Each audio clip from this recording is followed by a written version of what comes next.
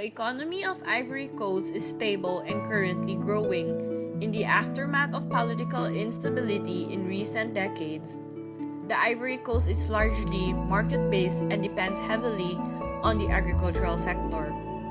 Almost 70% of the Ivorian people are engaged in some form of agricultural activity. A majority of the population remains dependent on smallholder cash crop production. Principal exports are cocoa, coffee, and tropical woods. Principal U.S. exports to Ivory Coast are rice and wheat, plastic materials and resins, craft paper, agricultural chemicals, telecommunication, and oil and gas equipments. Principal U.S. imports are cocoa products, petroleum, rubber, and coffee. By developing country standards, Ivory Coast has an outstanding infrastructure.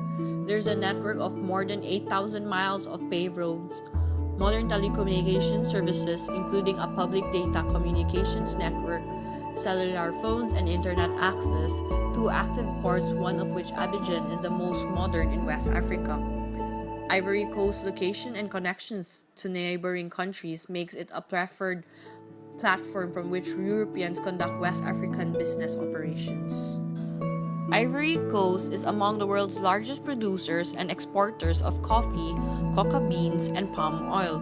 Consequently, the economy is highly sensitive to fluctuations in international prices for these products and to weather conditions. Despite attempts by the government to diversify the economy, it is still largely dependent on agriculture and related activities. Ivory Coast has made progress in diversifying its economy, and since the 1970s, it has steadily expanded the facilities offered to tourists. Resort lodging in coastal areas have been developed.